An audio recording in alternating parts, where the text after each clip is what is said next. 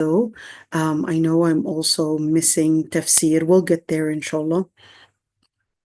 All right, so Bismillah ar-Rahman ar-Rahim and Assalamu alaikum, everyone. Yesterday, we did hadith number 116, and it was basically talking about how the trend and the whole idea of trending and adopting the different behaviors, different cultures, different ideologies, different practices from the non-Muslims, specifically the Jews and the Christians, will become so prevalent. And I would like to mention that right now there's another trend with Gen Z, which is the fascination with the Korean culture. The Korean practices, and you just got to be careful with that one, because of course, whether it's East or West, if it's not Islam, it's definitely going to be a fitna. So just to note that one. So we went into the previous hadith. Let's start with hadith 117. قال رسول الله صلى الله عليه وسلم والله ما الدنيا في الآخرة إلا مثل ما يجعل أحدكم إصبعه في اليم فلينظر بما ترجع. By God, the world in comparison to the hereafter is like what one of you puts his finger in the sea, so let him see what he brings back. Let's see. Let's break it down. So when you say wallahi, that's a form of making an oath. So what does that mean? Wallahi means I put Allah subhanahu wa ta'ala as my witness that what I'm saying is true. Mad dunya fil akhirah. Now, for those visual learners, the Prophet is giving and making this comparison between dunya and the hereafter. How are they similar and how are they different? And illa, and it is as إلا مثل أو مثل ما يجعل أحدكم إصبعه في اليم. So now he's basically saying, well, if you were to dip your finger inside the sea, how much of that water are you going to be capable of taking? In other words, everything that you might make in dunya is going to be like droplets of what the dunya actually contains. And that this dunya, yes, it's like a sea, but then this sea is so vast, but your life is short, and all the things that you might work hard to gain, to collect, etc., is going to be exactly like the amount that you would take if you were to dip your finger inside the sea. فَلْيَنْظُرْ بِمَا تَرْجِعُ. Let them see, and in other words, it's look at the finger. How much of water did it really take? It really took barely anything. Probably the only thing that was left is the moisture, really, but nothing else. You didn't take any of that water even with you. So I think I would say certainly the translation is fair. Let's see 118. ما عاب النبي صلى الله عليه وسلم طعاما قط إن اشتهاه أكله وإن كرهه تركه. The Prophet ﷺ never criticized any food. If he liked it, he ate it, and if he disliked it, he left it. Okay, well, that's pretty straightforward. By the way, I forgot to mention, the word al-yam is not an Arabic word. It was Arabized later. So the word al-yam actually means sea, but it was Arabized later. What does it mean, Arabized later? So if you look into Arabic word, it's supposed to follow a root. But there's no root for the word yam, and that's how we would know whether this is Arabic or not. That's one way. That's not the only way. Okay? So this would be, well, there is al-jamid wal-mushtaq, but الجامد والمشتق, is it necessarily that's basically the last basis of it, or is it something that is conjugated? Okay, so ilyam is not a Arabi word, and there are differences of opinions on whether it's a Persian origin or whether it's a Hebrew origin. So Hebrew is a Semitic language, just like Arabi. Okay, so if you were to compare Arabi and Hebrew, they're very similar in many, many, many ways. Even in their grammar, it's very similar. A typical Palestinian take them 4 or 5 months to really learn Hebrew right now. We're talking about Palestine. And of course, mastering the language, you would master it in a very short time compared to probably German. Okay. All right. Or maybe another language. But in the end, is that, okay, does that mean that this is not Arabi? Well, later languages of course, in linguistics, languages do adopt from one another. So that's the same thing in the Quran. The word al-yam appeared in the Quran, and Allah subhanahu wa ta'ala says, Inna anzalnahu Qur'anan Arabiyya. Isn't that contradictory to what it was said? Well, now that it was the language, or at least the word, it was introduced to the Arab and it became familiar to them, and it was a common word that they used. Now it had become part of their vocabulary, so that doesn't mean that it's not the Arabi anymore. So you will find certain words that are probably of a non-Arabi origin, but it was familiar to them. It became a word that they had been using. Just like, for example, in America, you would say that the Arab, there are certain words that they all seem to use. All those that were the Arab that are living in America, they will use words like already. It just became part of their vocabulary. If you were to probably go to the Palestinians living in France, they probably don't have that word. They'll probably use voila, for example.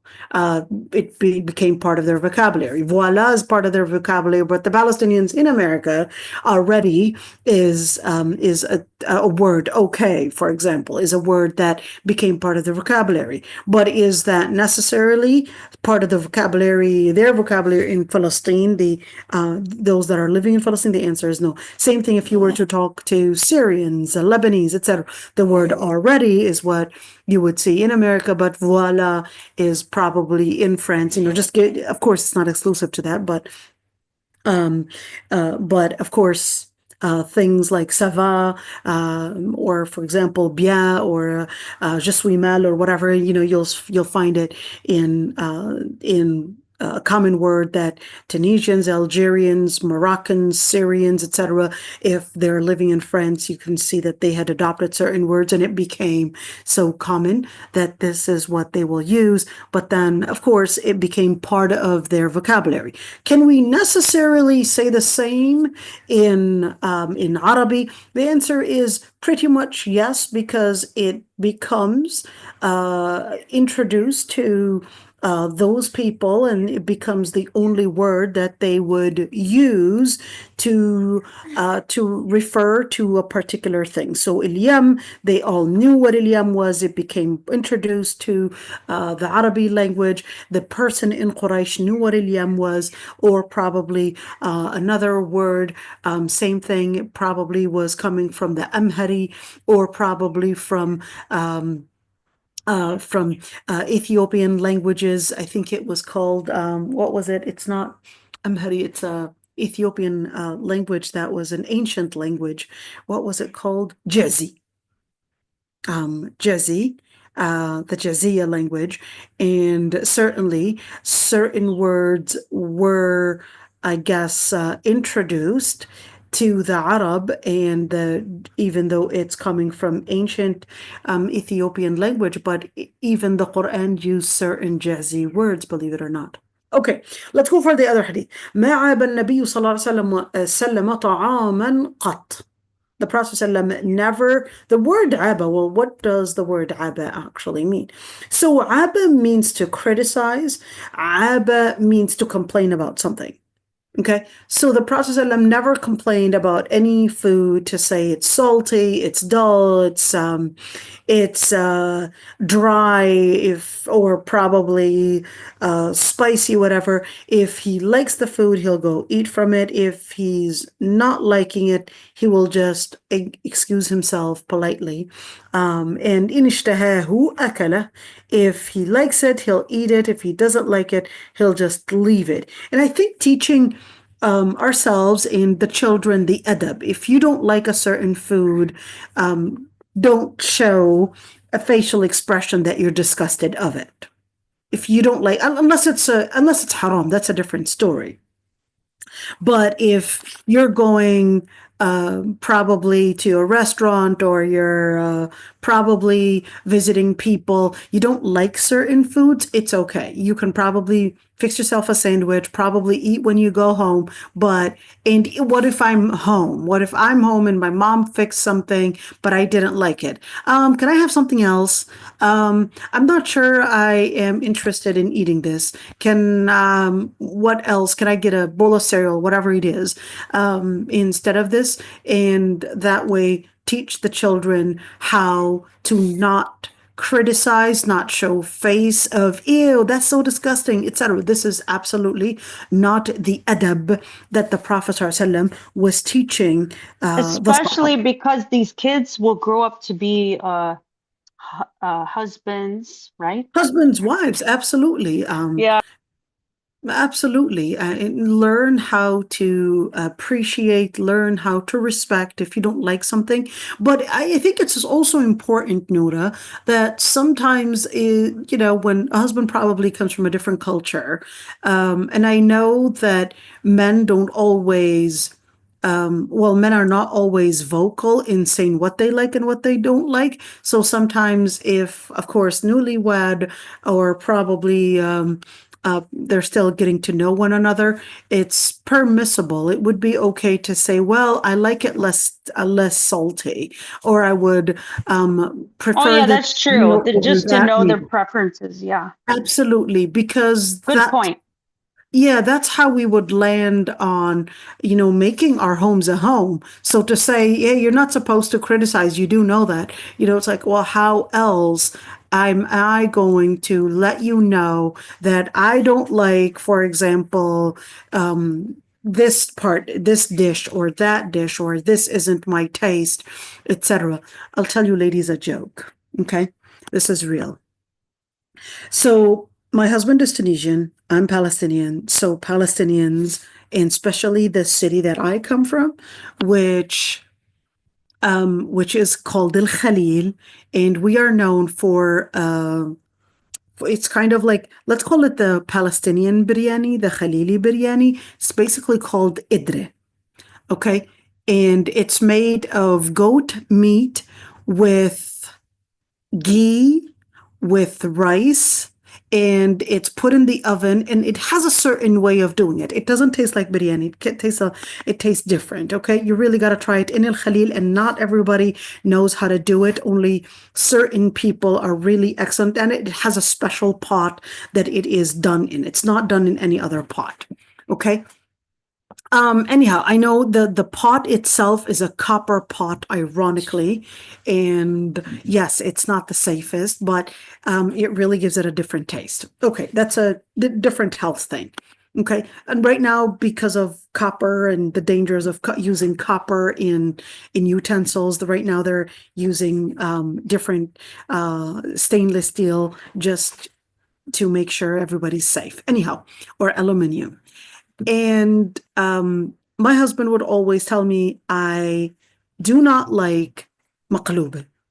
We do qidra, we do maqluba. And he said, just don't do maqluba. That dish is not something I would like.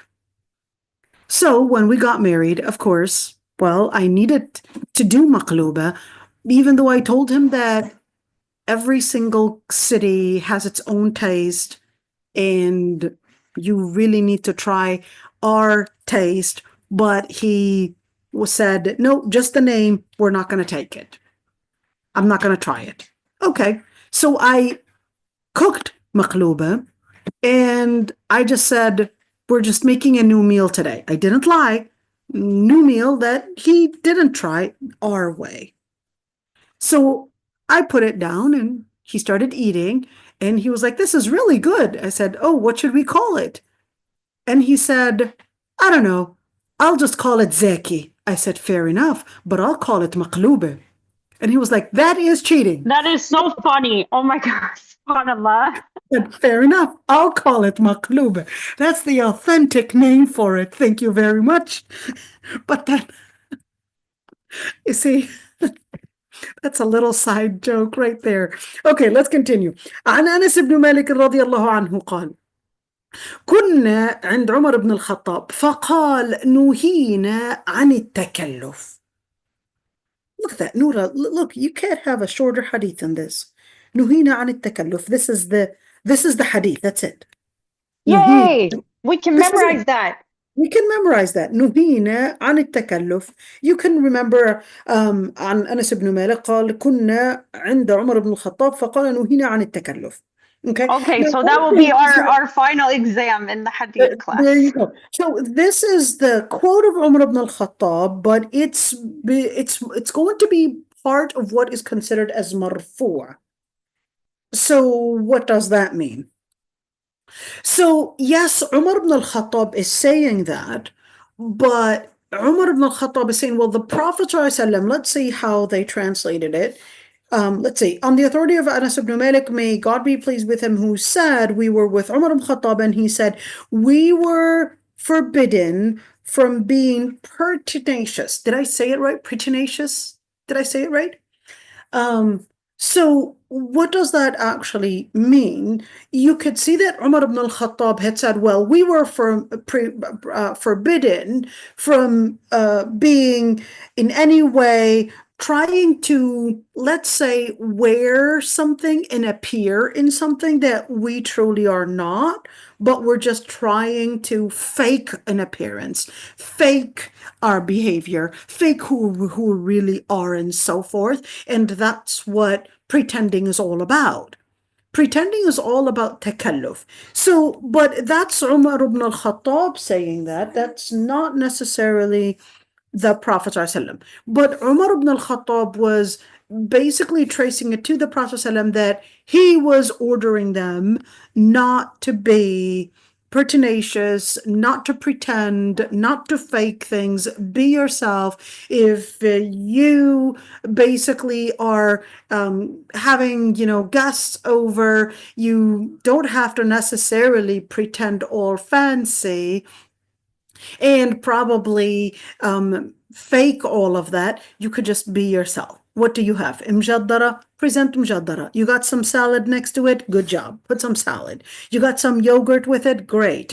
You can put some yogurt with it. You got some olives? Okay, that'll be nice. You could add it onto it. But in order to not fake yourself, and we would see that a lot of people faking a certain accent, faking a certain attire, faking food, faking themselves. Like, don't fake yourself. Or like somebody who's just they're pretending they did a bunch of good deeds when they really didn't do anything. Exactly. Or pretending to be a person, even, it's very common that people are even pretending to be scholarly and pretending to be that. It's just to really boast in order to somehow gain acceptance. So, don't try to fake who you are in order to gain acceptance. And this is so common in certain cultures.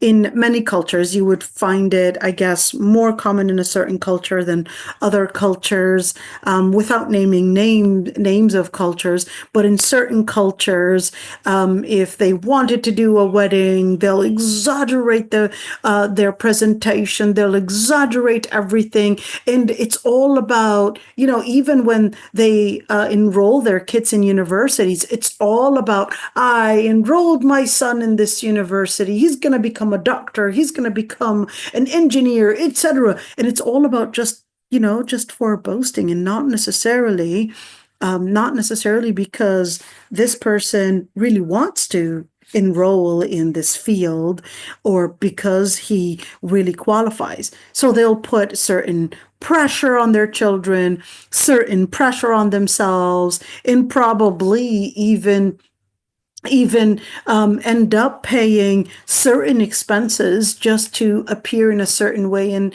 the eyes of people.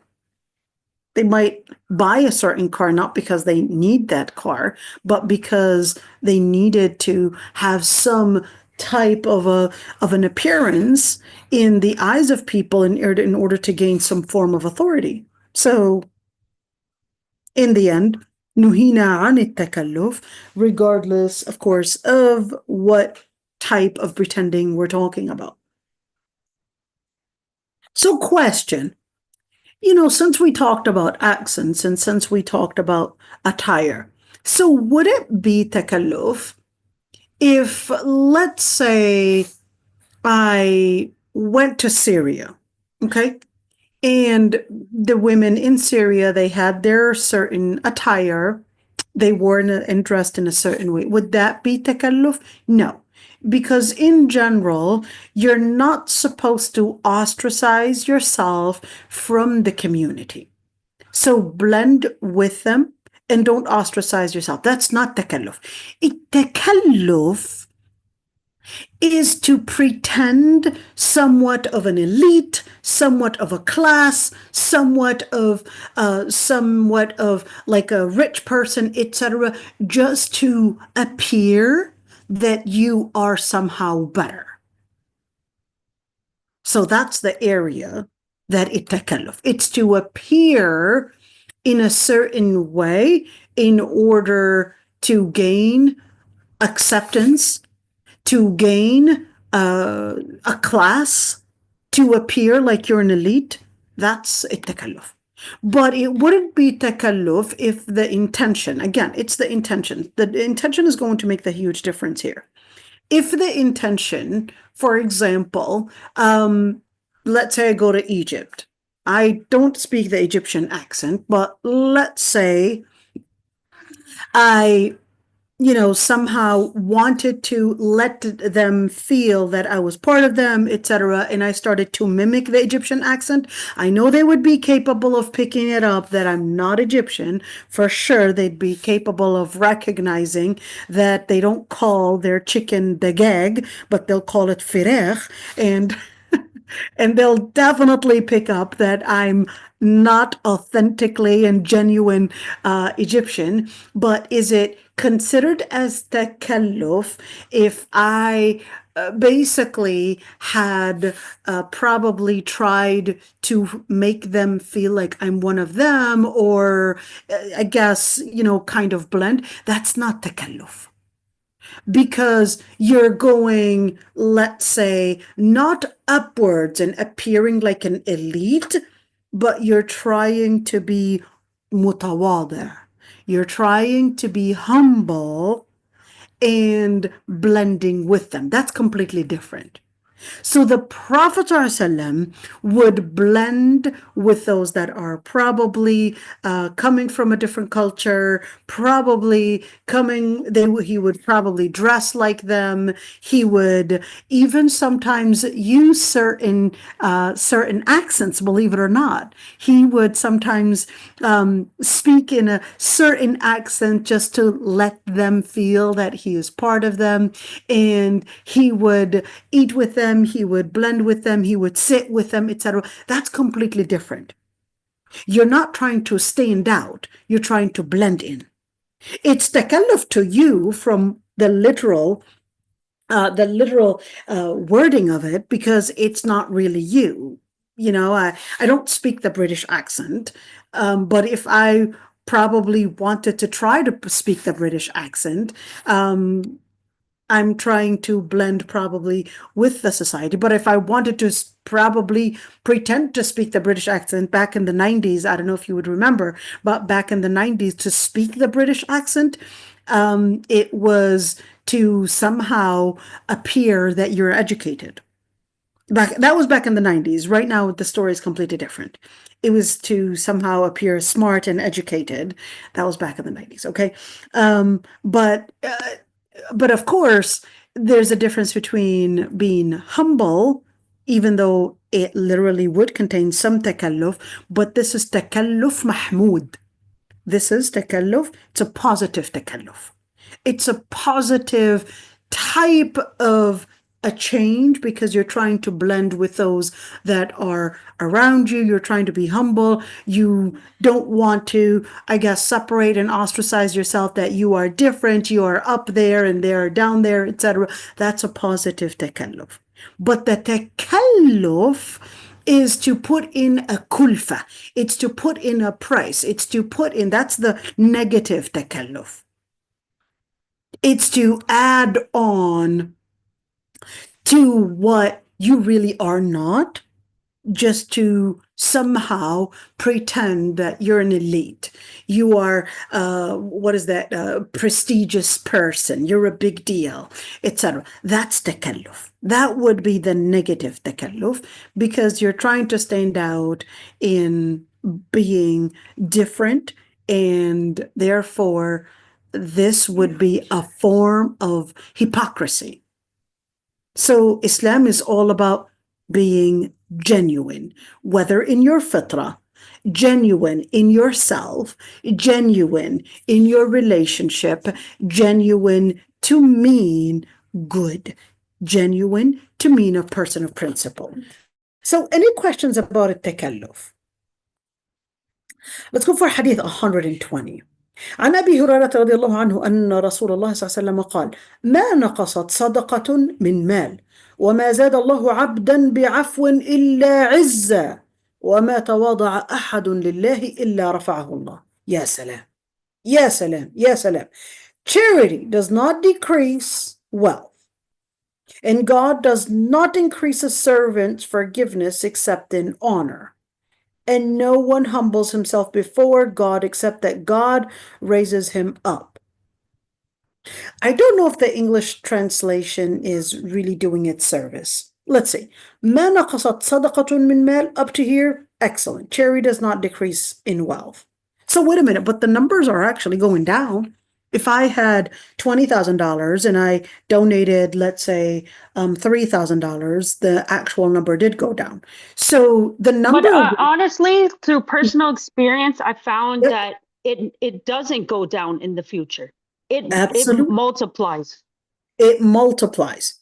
It multiplies. So when we look at how does it multiply? It multiplies not only down the road, not only in numbers, but it also multiplies in a person's value. So the real value is not in the money, but the real value is removing the contamination and removing all that pride and all that connection with materialistic things in this dunya. So the Prophet ﷺ was telling you that certainly the money that was deducted, it seems to you that it became less. But as a matter of fact, the value in you and also the sadaqah in what values it will bring with it, it becomes like a force, like an energy. That sadaqah that you will donate, it will bring something to you without you recognizing, whether it's health, whether it's your children becoming better people, whether it's you becoming happier, you being content. It's okay to feel that, alhamdulillah, I'm so happy that I donated today. I'm so happy that I attended class today. There's a difference between feeling good for accomplishing something and thinking that, yes, I'm better than others. There's a huge difference. Feeling good about accomplishing that I had prayed my 5 daily prayers, I am wearing hijab finally, I am doing qiyam al-layl, I'm feeling good on the inside. It's ذلك عاجل بشرى المؤمن. It's part of the congrats that Allah subhanahu wa ta'ala will bring to the believer because they would feel happy. يا أيتها النفس المطمئنة ارجعي إلى ربك راضية مرضية فادخلي في عبادي وادخلي جنتي. طب لحظة شوي. If we're talking about يا أيتها النفس المطمئنة, did they become مطمئنة? What does that mean? So the malaika would be calling out to the person that died and would say, oh, you soul that is living in stability, or living in طمأنينة. طمأنينة is tranquility, really. ارجعي إلى ربك راضية مرضية. Go back to your Lord, راضية, content, and you're also being content over. فادخلي في عبادي. Now, it didn't say فادخلي على عبادي, فادخلي في عبادي. It's like go in with them. With who? With my servants. وادخلي جنتي, and enter my Jannah. يا ربي وعدنا ويوعدكم يا ربي. يا ربي وعدنا ويوعدكم. Anyhow, so the scholars actually had differences of opinions on whether, when it described it as a nafs mutma'inna, whether that was a nafs mutma'inna, now it's content, that it did all the different things that it was supposed to do. In other words, their homework, their dunya work, and their akhirah work, and now they're content, they're happy. And of course, while they were dying, the Jannah, the angels had already congratulated them that they were going to make it to Jannah, etc. Now they're happy, so now the angels would basically see the soul and congratulate it or somehow celebrate it. Or was it mutma'inna hiyal ad-dunya? What does that mean? Was it mutma'inna even in life? Yes, that's the preponderant. Wallahu alam. It was mutma'inna it was feeling that tranquility even during life. And not only in the akhirah, or at least in that barzakh, in that transition from dunya to akhirah. So what does that look like? Even in dunya, yes, a believer, they're going to be happy. عَجَبًا لِأَمْرِ الْمُؤْمِنِ. A mu'min is a strange person.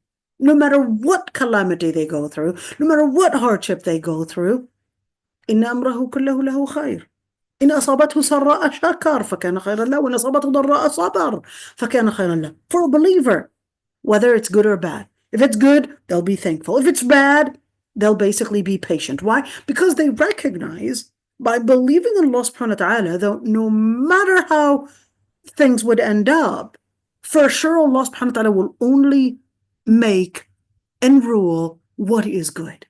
All I have to do is stay committed and stay consistent onto the principles of Allah subhanahu wa ta'ala. So for a believer, they recognize ما نقصت صدقة من مال, every certain earned value that I would invest in, it will come back to me as something that Allah subhanahu wa ta'ala will reward me for, and the person on the inside is feeling that طمأنينة, that tranquility, feeling happy.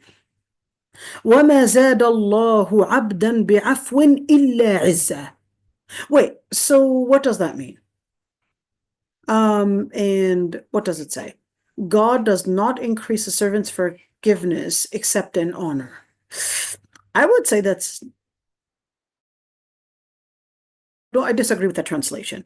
Let me look at the wording right there. مَا زَادَ اللَّهُ عَبْدًا بِعَفْوٍ. What does it mean to increase in afu? So what is afu? Al-afu is to disregard a mistake or a transgression that someone had done against you. So let's say someone slapped you and you were capable of retaliating a slap back.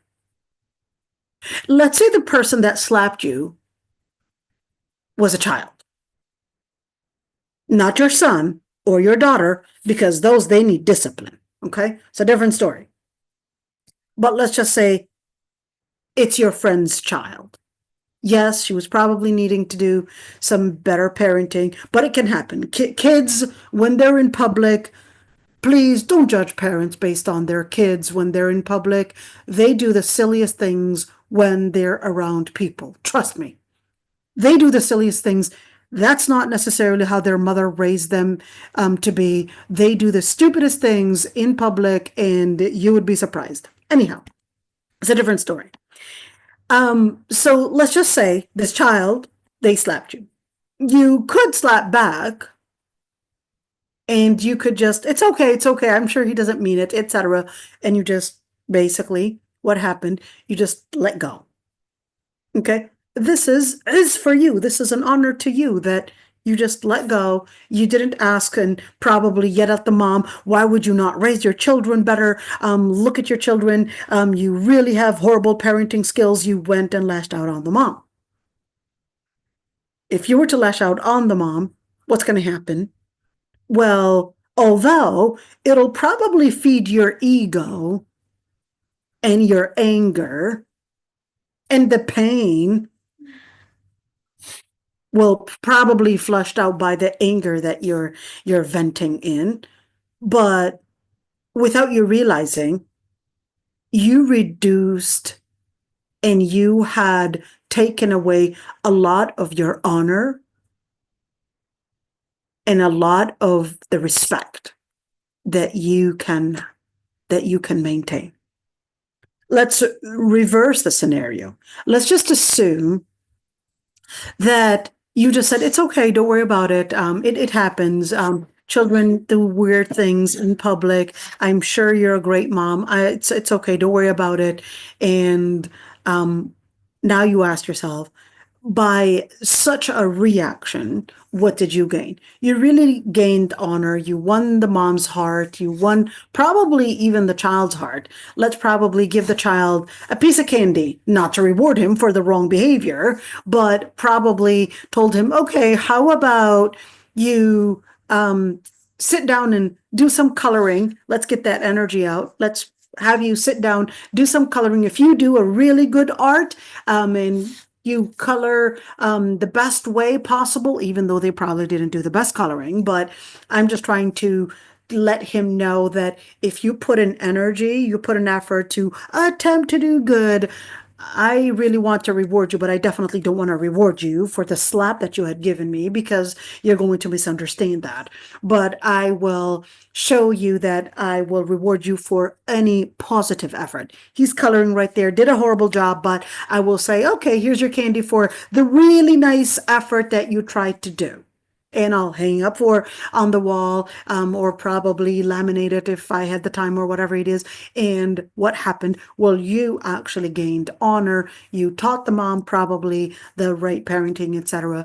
And what happened? Well, you actually got the honor. You got that respect. And certainly it's not the same. So let's reverse that. Let's just assume that you were walking down the street and a bully comes, pulls off your hijab. Should I say, you know what? Our religion teaches us how to be peaceful people, and I'm going to give you a gift card for doing this, and because I want to show you that Muslims are really peaceful people. What is that? Is that afu? That's afu in the wrong context. That's being a coward. What's the difference between shaja'a or courage and being a coward? A coward is a person that stands in front of fear and lets fear overcome them. Or whenever a bully is there, they're afraid to stop that fear, or they're afraid to stop basically this aggression that's coming at them, or the harm, or the injustice. Shaja'a, it doesn't, or courage, it doesn't mean that you're not afraid. It just means it's taghlibu khawfin ala khawf. It's overcoming one fear by dismissing another. So let's say a person's going into jihad. Are they afraid of getting killed? Well, certainly they're afraid of getting killed. but they're still going into jihad. But they recognize that they might get killed. Okay? But they recognize that I might get killed, but my fear of hellfire is bigger than my fear of death. So they'll go. My fear of having perhaps this bully other hijabi women and making other Muslim women afraid to wear their hijab in public is a bigger fear than me probably slapping back this bully, or me maybe calling the police on them, or taking a video or whatever it is, documenting and probably, hey, doing what is necessary depending on the situation. Then in that situation, that's not afu. That's considered as jubn. That's being a coward. So al-afu would be when you are in a state of power and not in a state of a victim. When you're in a state of power and the other person, you're capable of retaliating, you're capable of fighting back, etc. And then now I'm just going to dismiss. I'm just going to afu. Okay? So al-afu increases a person's izz. So that is to redefine the Jahiliyyah definition. The Jahiliyyah definition, they used to think if you were to forgive, that's a sign of weakness. The reason why you forgive is because you weren't capable of fighting back. But if you were a real strong person, you would fight back and teach that person a lesson. That's the Jahiliyyah definition. It's basically bullying. وَمَا تَوَاضَعَ أَحَدٌ لِلَّهِ إِلَّا رَفَعَهُ اللَّهُ. And any person that basically is humbling themselves before Allah. Well, what does it mean? تَوَاضَعَ أَحَدٌ لِلَّهِ. So what does it mean to be humble before Allah? Is that talking about prayer? No, that's not talking about prayer. Number one, there is a general submission to Allah subhanahu wa ta'ala. That's one piece of tawadu' lillah. But the other tawadu' lillah is the reason why I am living the principle of probably forgiveness, or living the principle, why should I obey my husband? Why not consider myself as equal and fight my husband, and every single time that, he's probably ordering me to make him a cup of coffee, I would stand up right there and say, excuse me, well, why can't you do it yourself? And instead of giving me all these orders, who are you to give me an order? Well, the only reason why I'm accepting to be obedient to my husband is because Allah subhanahu wa ta'ala ordered me to. Simple. Enough said. That's the only reason. Other than that, I would probably let my jahiliyyah go to the surface and say, hey, who are you to give me an order? And start fighting back. But Allah subhanahu wa ta'ala ordered me. And that's tawada'a lillah. It-tawadu' lillah, I take the principles of Allah subhanahu wa ta'ala as the principles to tame my impulsivity, my behavior, my anger, my authority, my perhaps ego, and I live based on what Allah subhanahu wa ta'ala wanted me to live based on. Allah subhanahu wa ta'ala ordered me to obey my husband. Yes. In the hadith too? Yes, in the hadith. In the ayat? Absolutely. So when the Prophet ﷺ, for example, that a pious woman, إِذَا نَظَرَ إِلَيْهَا سَرَّتْ إِنْ أَمَرَهَا أَطَاعَتْ, if he orders her, She obeys him. Unless he's ordering her for something that's haram, that's a different story. What if he wants to do something haram? Wants to buy, I don't know, something with interest. He'll be held accountable. I advised him. We don't need a car with interest, but he insisted that we're going to buy it through interest and that's it. I advise him, Wallahi, this isn't right. Allah subhanahu wa ta'ala will put barakah in what is halal. I advised him and I did all my homework, but he still insisted. He'll be held accountable. That's it. You're not held accountable. You did your duty. That's it. Okay. ما تواضع أحد لله. تواضع لله, like I said, you live the principle and for the sake of Allah subhanahu wa ta'ala. إلا رفعه الله. Ya salam. What is إلا رفعه الله? That Allah subhanahu wa ta'ala raises him up? What does it mean to raise him up? Man, that looks spooky. Does that mean I'm going to be risen up for death? That doesn't seem fun. No. رفعه الله means that Allah subhanahu wa ta'ala would elevate his status. رفعه الله, the status. The higher, the more submission to Allah subhanahu wa ta'ala, the more humble you are to the principles of Allah subhanahu wa ta'ala, Allah subhanahu wa ta'ala would elevate your status.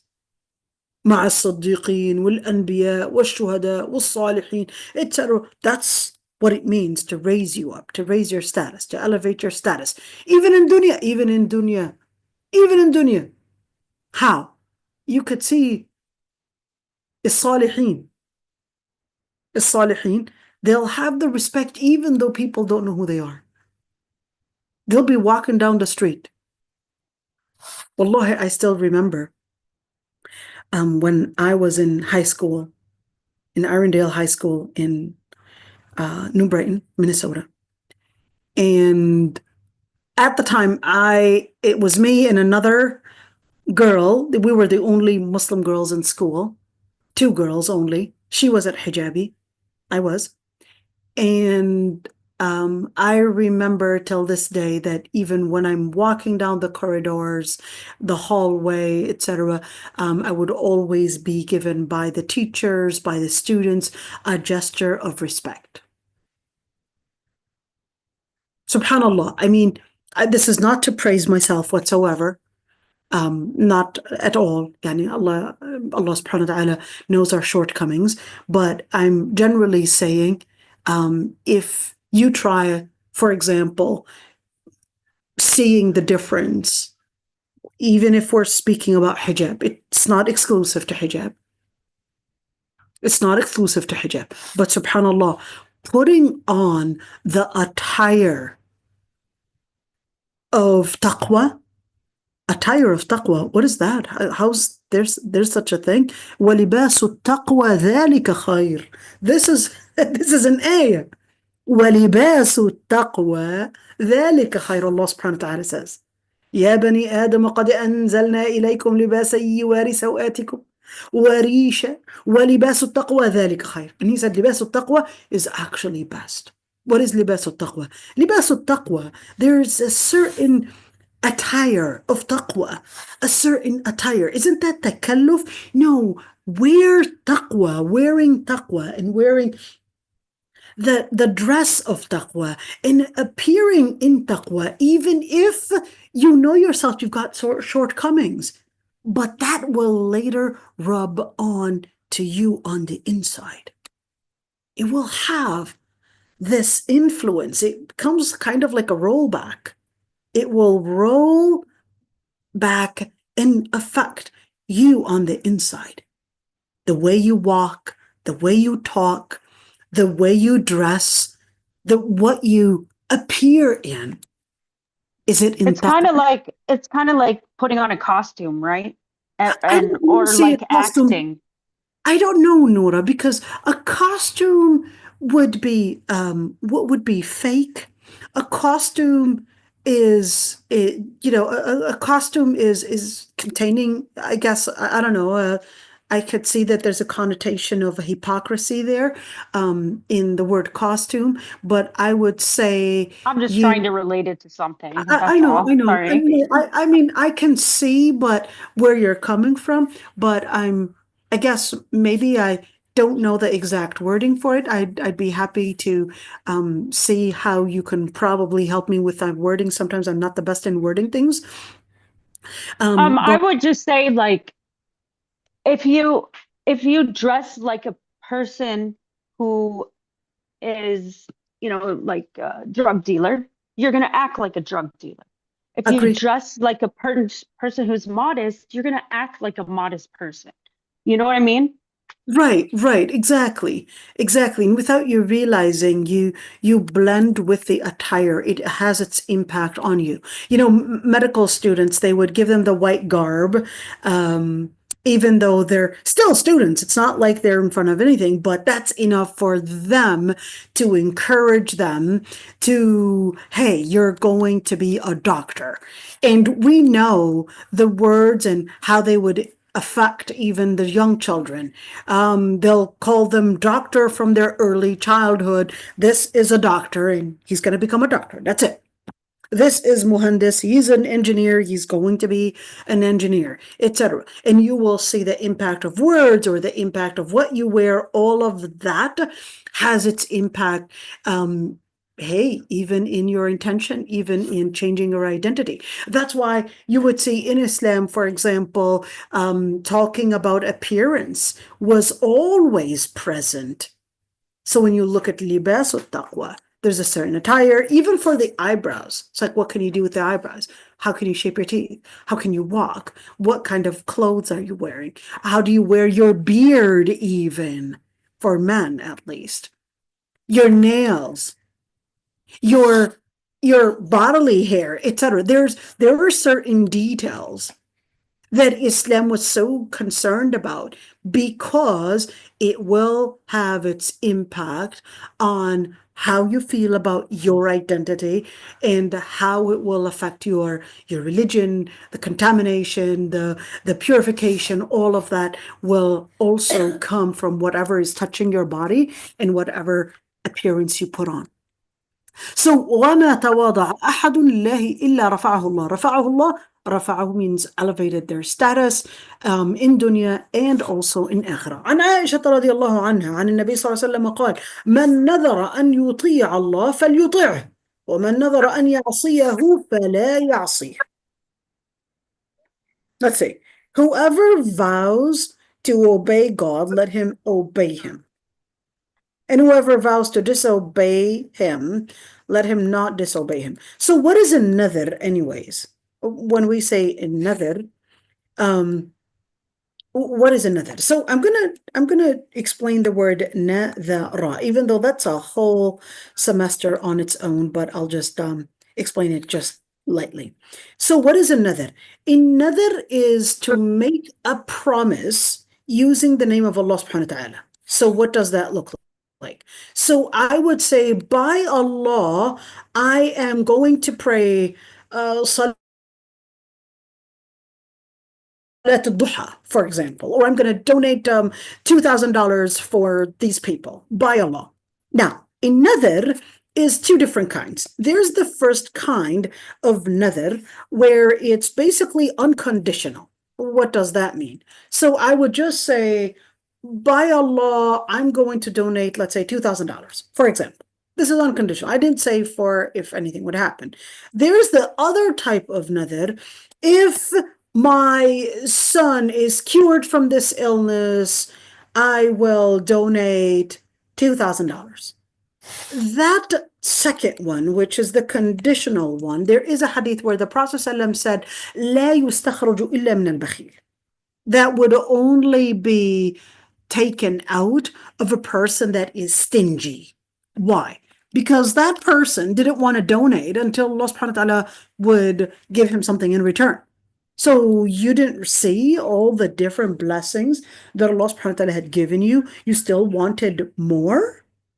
You don't recognize that Allah subhanahu wa ta'ala had already blessed you with all of that?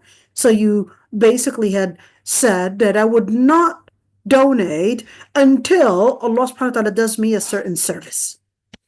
Scholars had differences of opinions on whether that is makruh or whether it is haram, but they all agreed that paying If it is halal, if we're talking about, let's say a person had done another, if it is within the limits and restrictions of Islam, that it is obligatory to basically submit and be committed to whatever oath that person had done. What does the nadhr look like? The nadhr, it's not an idea that occurs in your brain. A nadhr must be uttered. So it must be said, Lillahi alay, by Allah, this is what I will be doing. But on a number of different conditions. It can be on something haram. So I can't say, by Allah, if this happens, let's just assume, by Allah, I will be committing something haram. If it's haram to be committed to that vow. So what should I do? I already made the nadhr. What am I going to do? You're going to pay the expiation of a nadhr al-yamin. Wait a minute, what does that even look like? Okay, the expiation of yamin. What does that mean? Expiation of an oath. What does that look like? Well, you're going to free a slave if you have one, okay, or if you can get one. Now we don't have it. So, or you're going to feed 10 people, okay, or you're going to clothe 10 people. But we're not talking about bringing clothes to 10 people, any random people. They have to be needy. They have to be in need. So they have to be needy people. We're not talking about any random people. Okay, so that would basically mean that, sure, you had done this oath, or the vow, but if you had done a wrong vow, you would still have to pay the expiation for it, which would be for that. So let's say the person did a vow, which is that nadhr, and it was impossible to commit to it. Let's say I did a vow and I said, I'm going to donate, lillahi alayhi, I'm going to donate $1 million. Donate $1 million? I'm barely making it. How am I going to donate $1 million? Does that mean I have to work now towards making that $1 million? I was barely making it, even when I didn't have this oath. Now I'm going to have $1 million to donate, and I'm barely making it to cover my expenses. What am I going to do? We're going to make it a yamin kafara. We're going to make it an oath for yamin. Okay. So of course there are lots of details, but I'm right there. So if Allah subhanahu wa ta'ala or you had made, not Allah, but if you had made a vow to obey Allah subhanahu wa ta'ala, then you have to. You made a vow to fast every Monday and Thursday for 2 months in a row. You made that vow. Yes, and you said lillahi alayhi. Yes. Okay, fair enough. Now you've got the responsibility, since you made it obligatory on yourself, you have to fast every Thursday and Monday. For 2 months? Yes, for 2 months. That's the oath that you made? Or the vow that you made? What if she had her period? Well, certainly that was going to be those exceptional days. But you made that vow on yourself, you have to be committed. Can I just pay the expiation of yamin and get this over with? This is becoming too hectic on me. Can't handle it. No. Only when it is something that is completely beyond your ability to handle being committed to the vow can you go for the expiation of yamin. So let's say this person was later diagnosed with diabetes. Okay. And they have to be on their insulin meds, and if they were to fast, hey, they're going to get dehydrated and could start getting dizzy. It wasn't something that they're going to be committed to. Then in that situation, because the circumstance changed, if you're not capable of being committed for, let's call it, dire circumstances, then in that situation, you can go to the expiation of Yameen. Okay, whoever makes a vow to disobey Allah subhanahu wa ta'ala, then you can't obey Allah subhanahu wa ta'ala. Let's say a person made a vow and he said, I'm going to go to the bar if Bashar al-Assad basically is defeated. What? That's haram to go to a bar. What are you doing there? That's haram. So what should I do? Should I just not go and that's it? No. Don't go and pay the expiation of kafarat al-yamin. Well, I'll just go, at the door and just come out. And that's basically it. A funny story, a little off. So I was invited to this wedding. And this wedding was held in some kind of a place, but it had different entrances. I didn't know, Google Maps would tell you, you have reached your destination, whatever it is, you park the car, you go out and you're like, okay, this is the place. You go in. But then I was about to go in, and then these guys, they're standing at the door, which I thought they were just standing there. But then they said, no, ma'am, you can't come in. I said, but I'm invited. He said, no, there's no way you're invited to this place. I said, yes, I am. I'm invited to this wedding, and I'm coming in. He said, no, ma'am, you don't belong in here. I personally thought that he was trying to be racist somehow. So I said, well, why not? And he said, ma'am, this is a bar and a nightclub. You definitely don't belong in here. You need to leave. I didn't go inside. They were at the door, literally at the door. And he just said, you need to leave. You're probably in the wrong place. There's no way that you're invited in there. So I said, well, what is this? And this is what he said. So then I said, well, I'm invited at a wedding. He said, you're probably going in the wrong entrance. The other entrance is on the other side. Alhamdulillah, I didn't go in. But, subhanAllah, even al-kafir knows, with your libas al-taqwa, you don't belong in a place of sin. Wallahi, hatta al-kafir, even the kafir knows you don't belong in there. Even the kafir knows this isn't you. You don't belong in here. And they were literally determined that you're not coming in. There's no way we're going to let you in.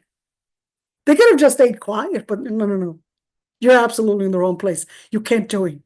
You can't come in. La ilaha illallah. Okay. وَمَنْ نَذَرَ أَنْ يَعْصِيَهُ فَلَا يَعْصِهِ. If you made the vow to disobey Allah subhanahu wa ta'ala, then don't.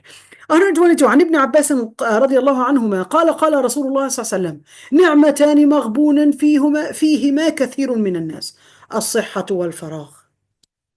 Two blessings which people are deceived. No, absolutely wrong translation.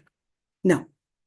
نعمتان مغبون فيهما كثير من الناس الصحة والفراغ. مغبون فيهما meaning, deceived. Let me explain it. So two blessings. That's نعمتان. مغبون فيهما. الغبن is when you self-manipulate, or sometimes you live in a certain type of an illusion. And you don't recognize the reality that's behind it. Well, maybe deceived. And most people don't really recognize these potentials. And those two most important blessings are basically as-sihha wal-faragh. It's basically health and free time. As-sihha, health. You're healthy. So they would think of it as, I'm healthy. Now I'm going to do basically hang out, probably go to maybe a mall and just walk in the mall and just look at things just for the sake of just looking at things. Trying to fill my eyes with dunya.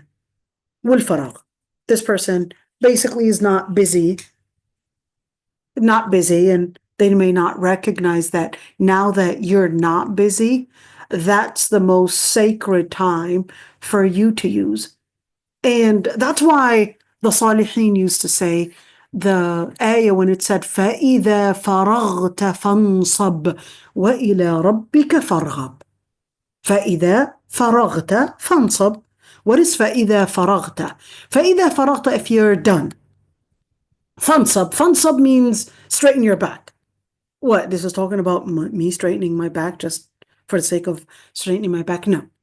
If you're done with your chores, you're done with all the dunya responsibilities, fansab, straighten your back for salah.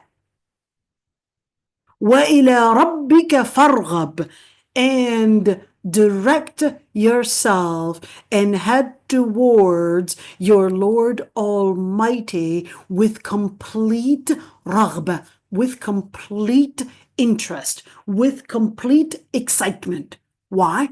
Because before you wanted to pray your dhuhr, probably fast because, hey, the food, if I don't pray my dhuhr fast, the food is going to burn, the baby is probably crying, my husband is probably giving me, the rub on his belly, I'm really hungry, make it fast, etc. And now I'm in the midst of all of this. I'm praying my dhuhr, but to be honest, I didn't really focus much on my salah. Now that faraghta, now that you're done, فَانْصَبْ وَإِلَى رَبِّكَ فَارْغَبْ. You wanted a time of khushu'. Now is the time to do it. Go ahead. Now is the time. Now is the time to do it. وَإِلَى رَبِّكَ فَارْغَبْ. Okay. So, الصحة والفراغ. Your health. Your health. When you're in pain, you can't even focus. You want to focus on your Quran memorization, on your durus al-ilm, but because you're in so much pain, your brain is not capable of focusing.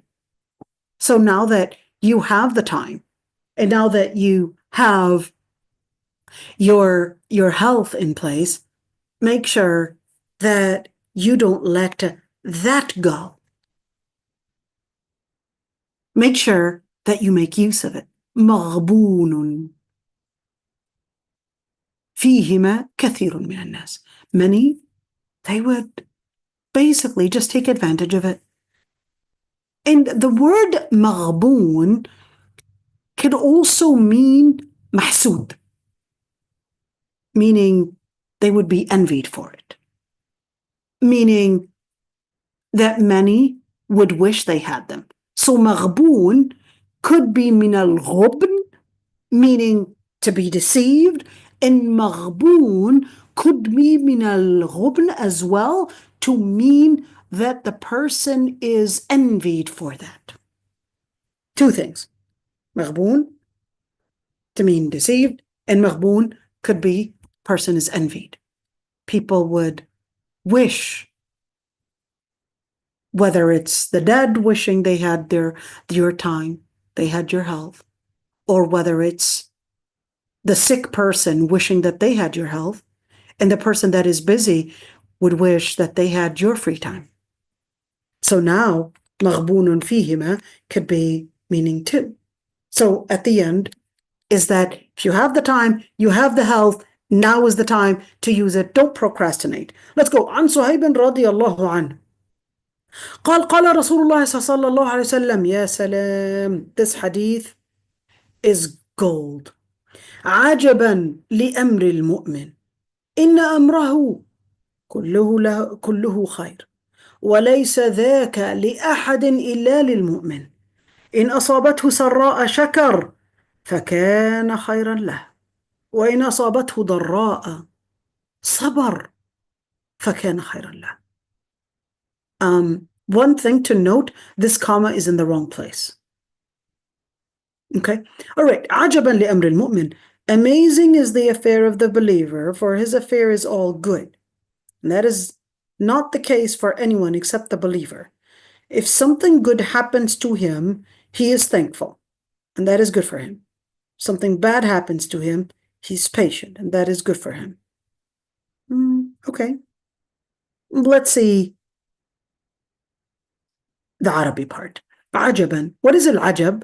Al-ajab is when something amuses you. It's rather strange. It's rather fascinating. it's rather amazing, it's rather exceptional, it's extraordinary. That's العجب. لأمر المؤمن. What is لأمر المؤمن? For the matters and the description, the way that a believer would embrace the different things around him. إن أمره كله خير. All the different matters to a believer, everything is good. Why? Because they're living, يا أيتها النفس المطمئنة. Because they're living in the psychology of الطمأنينة. That should be another psychology to study. What does it mean in نفس المطمئنة? Well, it's different than in نفس اللوامة. نفس اللوامة is constantly just complaining. Why are we living like this? How come we don't have this? How? And constantly complaining. لوامة. Just blaming. It's my parents' fault. It's my sister. It's my husband. It's always everybody's fault but theirs. لوامة. And you've got نفس الأمارة بالسوء. نفس الأمارة بالسوء. Their nafs is so susceptible and the urge is so strong to do any su'u. Anything haram. They get the urge to steal. They get the urge to drink. They get the urge to, I don't know, jump out the window. That's أمارة بالسوء. النفس الأمارة بالسوء. That's one of the most dangerous nufus. They got to do therapy on their nafs. How do they do the therapy on their nafs? They need to learn. There are two types of therapies. There's the internal therapy that they would have to do in order to reduce that urge and how much of a control it has on them. They have to strengthen their taqwa. They have to strengthen their conscience. They're conscious of Allah subhanahu wa ta'ala. How conscious are you of Allah subhanahu wa ta'ala? They have to read more about Yawm al-Qiyamah, about death, etc., to recognize that Allah subhanahu wa ta'ala's presence is there all the time. That's one thing. There's the external therapy, which maybe the parents, maybe they also have to take. Remember the man that killed 100 people? Sometimes, hey, what did he have to do? He had to leave the country because he couldn't control the urge. The best way to do this is to deprive you from the means that's making your urge control you. Maybe change the country. Maybe not give you enough money. Maybe make you fast more. It depends on what problem they're dealing with. If it's a problem of, let's say, fitna of zina, well, then you probably need to change the country because you just can't control yourself. Maybe you need to get married. Maybe you need to reduce. The Prophet ﷺ was teaching the Sahaba to fast more. Maybe you need to change the diet that you're living on. Maybe you're putting in too much protein. You need to change the diet. Those are some different things that you need to work on. Let's say we're speaking about maybe different types of urges. Hey, maybe you need to change the environment that you're in by changing the friends that you're being friends with. Changing the friends is key, one of the main key things to help the person control their urge. Just think of that. So it depends on the situation. It depends on the case. But for a believer, at the end, inna amrahu kulluhu khair. For a believer, all their matters are good because they recognize that Allah subhanahu wa ta'ala will only bring what is good. خلاص, I depend on Allah subhanahu wa ta'ala. وَلَيْسَ ذَلِكَ لِأَحَدٍ إِلَّا لِلْمُؤْمِنِ. Only a believer would believe firmly in Allah subhanahu wa ta'ala and believe firmly that Allah subhanahu wa ta'ala will only bring what is good, and based in from that belief, if anything good happens to them, shakar, they would be thankful. What's the difference between shukr and al-hamd? Not hamad. He said shakar. So that's because already something happened. Ilham is to thank even when nothing happened. You recognize that Allah subhanahu wa ta'ala, innal hamdalillah, all the praise is due to Allah subhanahu wa ta'ala, whether we regard or whether we see the bounties or not. Okay? Shukr is, thank you for giving me this, and I would say, thank you, shukran, or jazakallahu khairan, if someone had done something to me, because alhamd would only be to Allah subhanahu wa ta'ala, because it is beyond of what we can count. So you don't say ahmaduki, but I would say ashkuruki, because what you can provide is limited, but what Allah subhanahu wa ta'ala can provide is unlimited. You can probably give me a cookie, I don't know, give me a home, but you certainly cannot give me an unlimited bounties. Okay. In asabathu sarra ashakar. For a believer, they would be thankful. And this is important because the psychology of a believer is that they're constantly looking to see the good around them. Shakar. Alhamdulillah. They see the good. One of the biggest problems that we have is that, and which is causing mental illness, is that they don't see the bounties that they have. They're always looking for what's missing. If only we had this. Why don't we have this? Well, why don't you look at what you have? Be thankful. Where's al-qana'ah? Where's satisfaction? You're not lacking items, you're lacking satisfaction. True happiness is not by the number of items you gather, but by the satisfaction you have on the inside. That's what will give you happiness. فَكَانَ خَيْرًا لَهُ, and it would be the best for them. Is it فَكَانَ خَيْرًا لَهُ فِي الدُّنْيَا وَلَا فِي الْآخِرَةِ? Both. فَكَانَ خَيْرًا لَهُ, it would be better for him, it would bring him good. Whether bring him good in satisfaction, mental health, bring him good even in the outcome of what this will, because لَإِن شَكَرْتُمْ لَأَزِيدَنَّكُمْ. Allah subhanahu wa ta'ala promises you, if you are thankful, He'll increase that. Simple, straightforward ayah. لَإِن شَكَرْتُمْ لَأَزِيدَنَّكُمْ. If you're thankful, Allah subhanahu wa ta'ala will add more. So be thankful. Don't complain. Whatever you have is what you want to basically thank Allah subhanahu wa ta'ala for. Use. It's okay to work towards getting more advancement. You probably live in a 2,000 square foot home and you said, well, I would like to grow and probably make it 400 square foot. Okay. 4,000, sorry, not 200. That's barely a bathroom. Okay. So 2,000 square foot, and you said, no, I want to right now probably grow. My kids are growing. Each one needs their own room. I want a 4,000 square foot. Okay, 4,000 square foot. Is it haram? It's not haram. Why not? إن الله يحب أن يرى أثر نعمته على عبده. Why not? Noor is a millionaire. Wallahi, why not? I would ask for a maid with that. I'm just kidding. A maid with that? تكرم عينك. والله بتستاهلي 2 maids, not 1. Inshallah, ya Rabbi.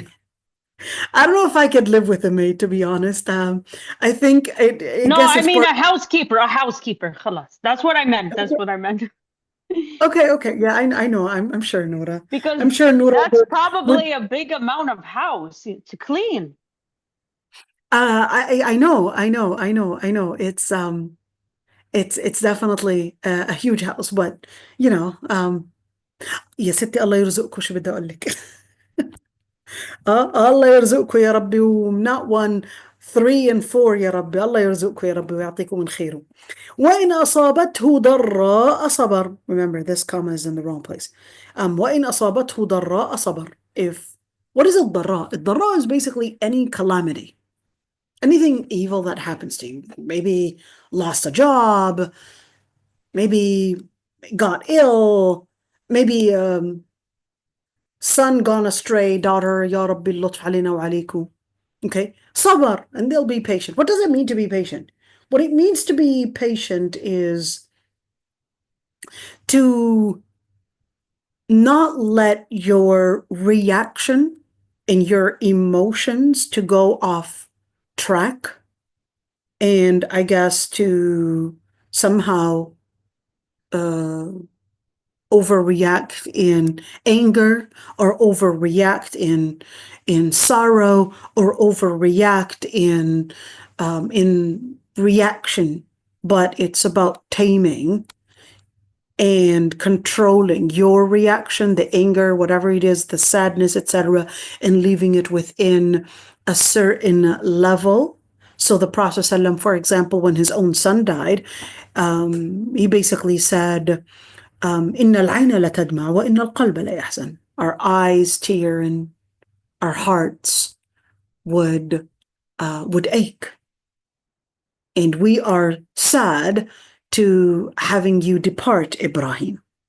وَإِنَّ عَلَى فِرَاقِكَ يَا إِبْرَاهِيمُ لَمَحْزُنُونَ يَا إِبْرَاهِيمَ لَمَحْزُنُونَ. Okay, so now we could see that the Prophet ﷺ, yes, he was sad, but in Islam, he had forbidden that anybody would rip up their clothes or probably slap their faces or probably harm their body, because you can't even harm your body, not even with a slap. You certainly can't harm your body and jump off a cliff or shoot yourself or etc. That's against the religion. Why? Because it's an amana. Because it's an amana. So it's all about learning whether you got good or whether things had gone wrong. You have to learn how to control and tame down your reaction and not exaggerate in the way that you might react to a calamity, to, I don't know, something gone wrong in your life, and you would just have your hope in Allah subhanahu wa ta'ala. So when we talk about sabr, it's redirecting your vision from seeing the calamity as the end of everything to having your hope in Allah subhanahu wa ta'ala, and recognizing that Allah subhanahu wa ta'ala, He controls the health and the wealth and controls even people's deen and piety, etc. So I'll just leave it to Allah subhanahu wa ta'ala to bring and channel towards a good outcome. عن أنس رضي الله عنه عن النبي صلى الله عليه وسلم قال إنما الصبر عند الصدمة الأولى. So look at that hadith. I mean, Ya Rabbi, patience is only at the first shock.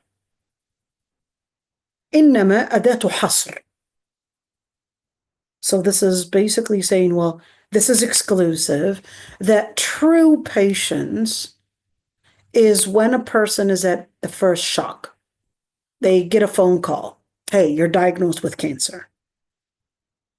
The person at that moment, it's like, what did you just say? Yeah, you got diagnosed with cancer. This is what the biopsy had showed. That person might at that moment lose it. Or at that moment, alhamdulillah. So what do? الصبر عند صدمة الأولى. Got a phone call. Your father died. At that moment, certainly. How do you contain your emotions at that moment? Do you necessarily fake it? What do you do?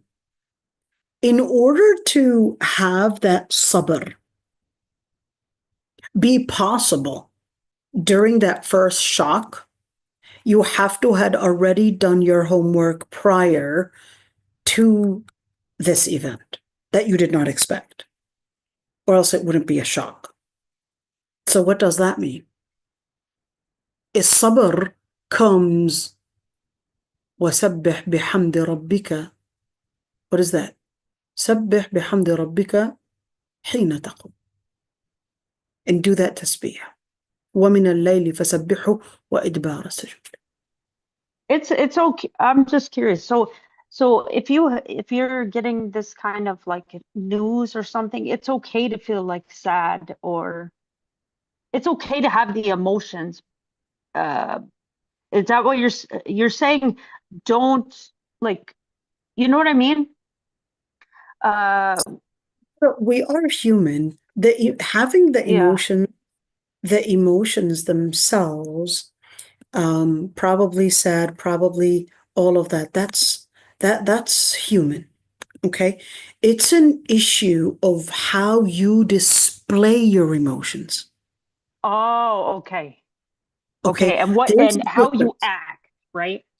Absolutely. It's what is being displayed here. Is what is displayed, is it really showing that you are right there displaying content, or are you displaying maybe anger at Allah, or maybe anger at the situation, or are you angry at the people, or whatever it is, or are you displaying that you recognize that Allah subhanahu wa ta'ala will bring me good. Yes, I'm really sad that this happened, but I recognize Allah subhanahu wa ta'ala will bring me good. I recognize, yes, I'm sad about this. I don't know where it's taking me. There's definitely, why would we react in something? Because one, we're afraid of the outcome. Sometimes we're afraid of death. Sometimes we're afraid of losing things in life, whether it's money, losing status, losing our homes, we recognize that there's probably some sorrow, some pain, some effort that is probably bigger than what I can carry. Just me losing my job, for example, that, oh, now I'm back to square one. All the effort that I had invested all my life, now it's all gone. Now it's like taking me back to square one. Now I have to invest all over again. This is gone. Even the insurance doesn't cover for the burning of my home or whatever it is, and now it's all gone. What does that even mean? So you definitely recognize that, yes, it's basically meaning that all the effort that I had invested is right now all gone, and therefore my brain would think of the amount of effort that I might be required to match, or probably even put double the effort that I had already put. And that's in itself is feeling like a whole burden on the person's heart. That's what a trauma is. A trauma is just thinking of whether it's pain or thinking of fear or thinking of all of that. And it just becomes that haunting area that's overcoming your mind. It's overcoming the way you would see yourself and see the insecurity and etc. So how do I actually live that? Now, I wanted to share, how do we live that sabr? I wanted to share this one. Look at this one. إنا نحن نزلنا عليك القرآن تنزيلا فاصبر لحكم ربك ولا تطع منهم آثما أو كفورا واذكر اسم ربك بكرة وأصيلا ومن الليل فاسجد له وسبحه ليلا طويلا إن هؤلاء يحبون العاجلة ويذرون وراءهم يوما ثقيلا. Let's look at this ayah. This ayah actually contains a number of different things. We had revealed the Quran onto you. When it says tanzila, it's giving you that maf'ul mutlaq, but basically it's giving you that visual piece of it, that it's actually coming way from up above to meet your concerns. فاصبر لحكم ربك. How do I train myself to being a person of patience when a calamity happens, when something happens? فاصبر لحكم ربك. You learn how to do sabr, but how do I live it? لحكم ربك. For the principles of your Lord Almighty, for the legislation, you basically live and train yourself on your salah. That's to train you. You wake up early in the morning to do your fajr, to basically soak yourself in water, to get the sleep out, all of that. That's to teach you how to be a person of commitment, how to remove the laziness, how to be ready for a lot of the different tasks that you're going to be ready for. training is your salah. Your salah is giving you the training. Your tahara is giving you basically the purification of how to purify the body from the outside and bring it to the inside. فَاصْبِرْ لِحُكْمِ رَبِّكَ. The different rulings that Allah subhanahu wa ta'ala had basically given you are to train you in being patient even when a calamity is to happen. وَلَا تُطِعْ مِنْهُمْ آثِمًا أَوْ كَفُورًا. Learning who you need to surround yourself with. وَلَا تُطِعْ. And don't obey those that are at sin or those that are disbelievers. In other words, a lot of your behavior, even the way that you might react to calamity, or you might react to hardship, or you might react to obedience or disobedience, or all of these different things, that's going to be determined in many ways as the psychology that you had probably been influenced with and by a person that is athim أو كفور. Let's flip the ayah. If it says وَلَا تُطِعْ مِنْهُمْ آثِمًا أَوْ كَفُورًا, what does that mean? The person that you want to surround yourself with is a person of طاعة. That's عكس. That's the opposite of آثم. مطيع. متقي. A person that is آثم is a person that is continuously transgressing the limit. So when you want to choose your friends, you make sure, in order for you to be capable of living that sabr, you need to make sure that you surround yourself with the right influences to make your psychology, which influences your reaction, your behavior, your basically what you display, all of that is basically influenced by the people that you surround yourself with. Is this person muti'? A muti' person is going to be giving you the religious support, the religious inspiration to be a person of obedience.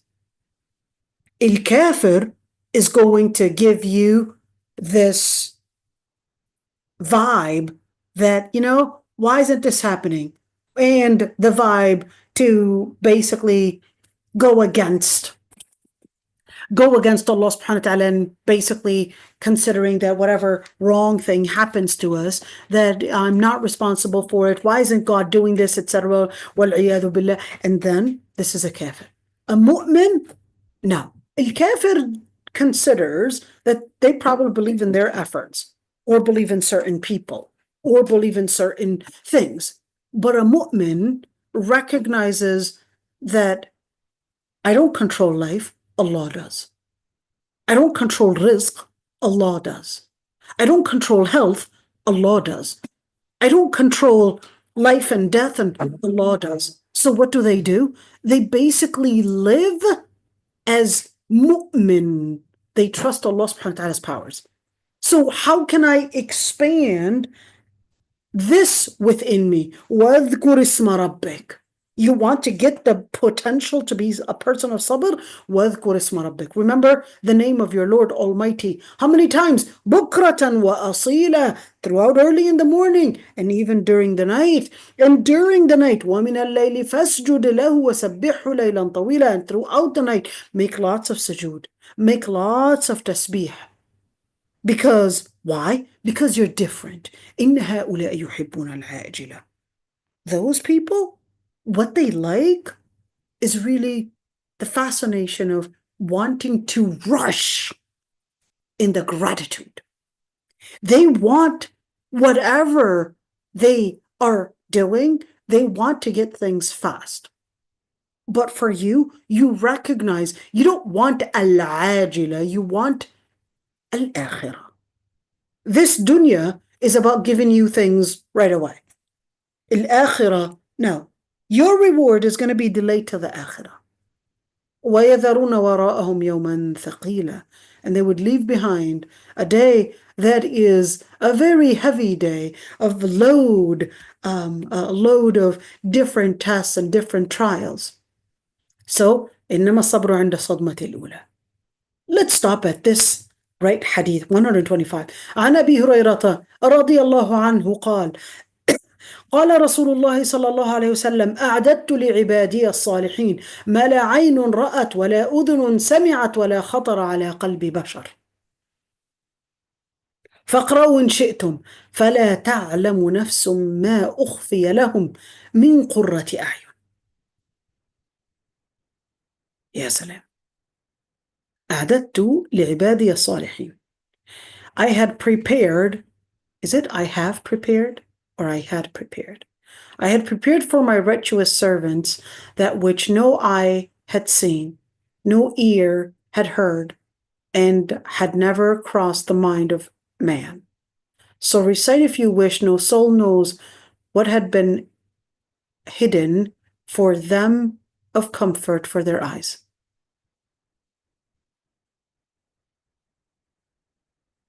Okay. أعددت لعبادي الصالحين. What is أعددت? Does that mean it's prepared right now? So أعددت, take a look at the ayah. Surah al-Nahl.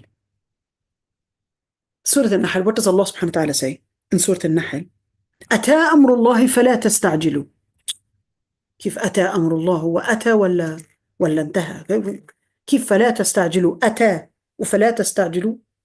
Isn't that contradictory? How is it that أتى? How is it that it's أتى but فلا تستعجلوا? Can you actually rush into something? How is it that if it already happened and you're telling me, well, don't rush it? I thought it already happened. How do I understand it?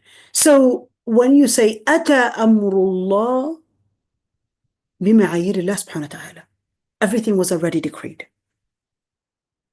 By the standards of Allah subhanahu wa ta'ala, everything was already decreed. It's all set. فلا تستعجلوا, with your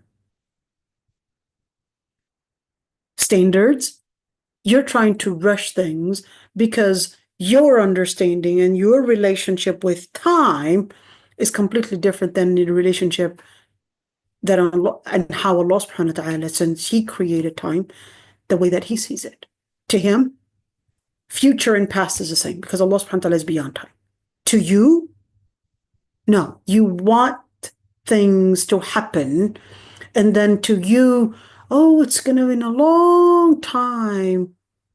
Graduate, long time from now. Me becoming a grandmother, it's a long time from now. And without you realizing, with a snap, things would come. So let's see. أعددت لعبادي الصالحين. I had prepared for my servants that are pious. Who's a salih person? Salih person is basically a person that lives the principles of Allah subhanahu wa ta'ala, that is committed to Allah subhanahu wa ta'ala. ما لا عين رأت. What is ما لا عين رأت? What no eye had seen. What does it mean no eye had seen? No eye had seen of the bounties. ولا أذن سمعت, and no ear had basically heard. Can the ear actually hear certain bounties? Well, certainly.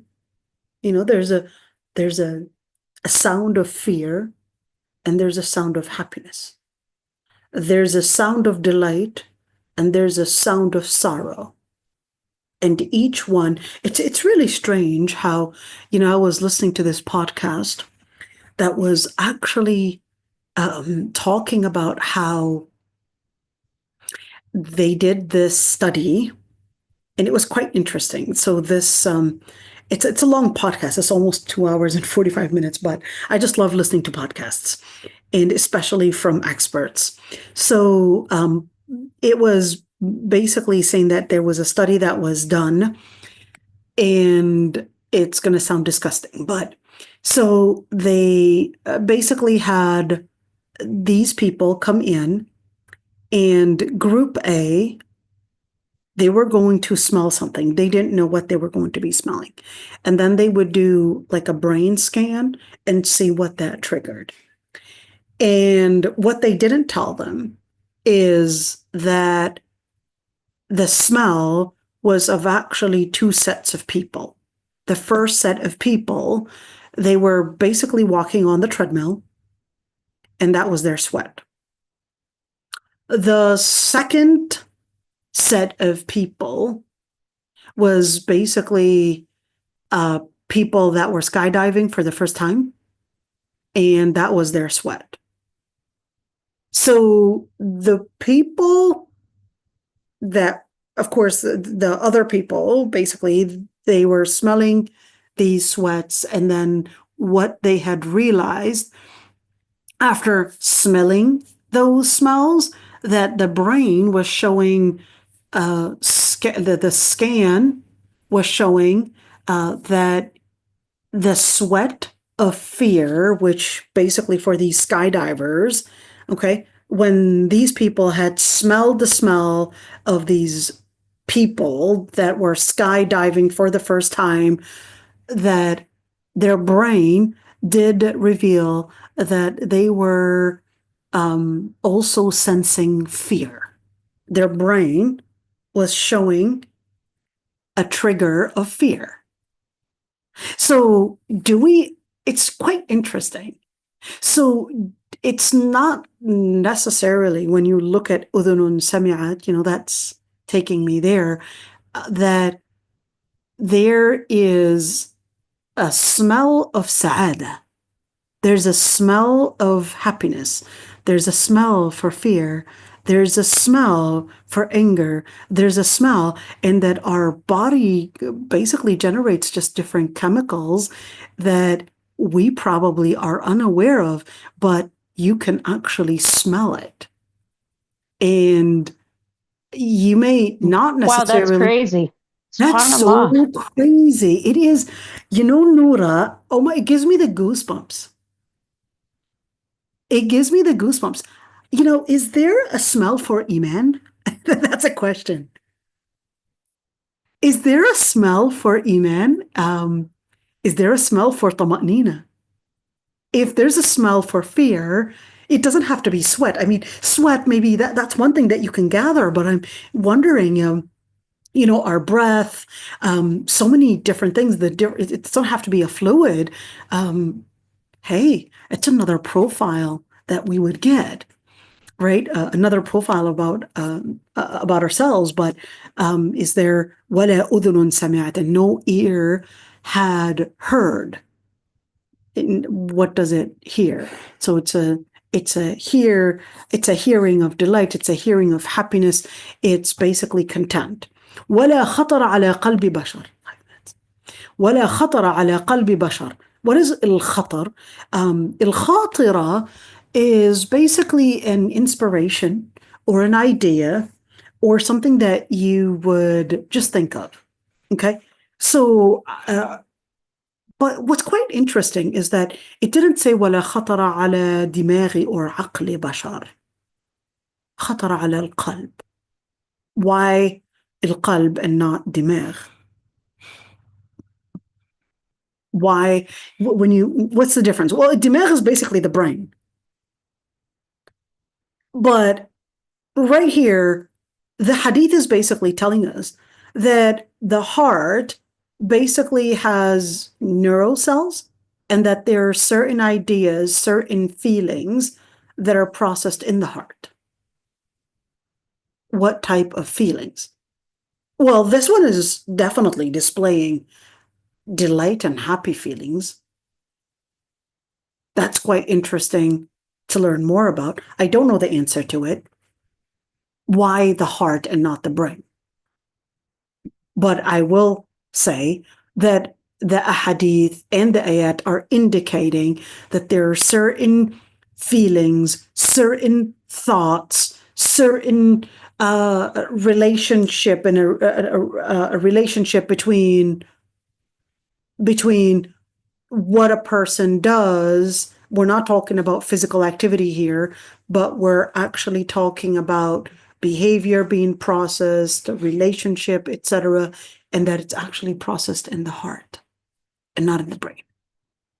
The brain processes something else according to the ayat, whether it's processing ideas, processing, well, you look at the ayah. The ayah was in Surah Al-Alaq. ناصية كاذبة خاطئة. It didn't say قلب. It said ناصية. the front lobe. كاذبة. It's a liar. It's a lying frontal lobe. Boom, right there. It even had said it's in the frontal lobe. That's where the lying happens. The frontal lobe of the brain. خاطئة. It completely confused everything. فاقرؤوا إن شئتم. Yeah, definitely. It doesn't mean I have the answer to this, but if, I love neuroscience, like I'm sure you know, I've said this before. So, and certain studies in psychology are quite interesting as well. Okay, فاقرؤوا إن شئتم, and read if you may. فلا تعلم نفس ما أخفي لهم من قرة أعين. And no soul knows what had been preserved for them from what makes them content. So قرة أعين is not necessarily a comfort for their eyes. قرة العين is two things. Number one, there's قرة العين, that when you are happy, the opening of the eye basically displays happiness. Just as when you're sad, your eyelid and how your eye is compressed or dilated, etc. The eyelids or even the pupil itself, how it's dilated, how it's not dilated, and so forth. So the Prophet ﷺ is basically telling us that those areas that would resemble a person being happy or not is basically known even in their pupil. That's al-qurrat al-ayn. It's basically the pupil right there. See the pupil right there, that small area? It's like even that area would be so delighted. Yeah, so amazing. Even the eye would speak of happiness. Even the eye would be so delighted. العين تقر العين. يا ربي قر عيننا وعينيك يا رب. العين would feel what is القرار? القرار is to feel a sentiment of stability. That's القرار. But this is not talking about القرار, a sentiment of stability, but this is a sentiment of content. That's قرار العين. A sentiment of content. يا رب يعطينا ويعطيكوا, يا رب يقر عنا وعينيكوا, يا Allah. May Allah subhanahu wa ta'ala. By the way, there were a couple of ulama that actually on their deathbed they read فلا تعلم نفس ما أخفي لهم من قرة أعين. يا ربي يا ربي يا ربي يوعدنا ويوعدكم. اللهم آمين. If there are any questions, I'd be happy to answer those.